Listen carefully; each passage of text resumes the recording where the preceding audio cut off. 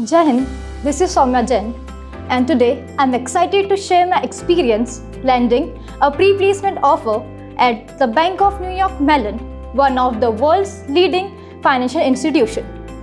So this movement is truly a reflection of support, guidance and growth that I have experienced throughout this journey. And I would like to extend my heartfelt gratitude to our MD, Dr. Jai Singh Marwa, and our Dean, Dr. Poonam Nikam, for providing me with this invaluable opportunity. So here are some of the key factors that have helped me achieve this success.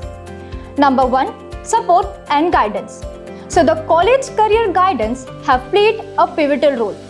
Their personalized mentoring session have helped me identify my key strengths and help me set my clear career goals. Also, this institute has offered a wide range of training programs which have helped me to equip skills to excel in my interview process. Also, the continuous monitoring and development from the institute helped me to boost my confidence throughout the selection process. Lastly, I would like to thank my mentor, trainers, professors, and my fellow students who have motivated me and encouraged me throughout this journey. As I look forward, I see myself learning, growing, and contributing to the success of the company. This PPO is not just an achievement, but also a responsibility which I am eager to extend.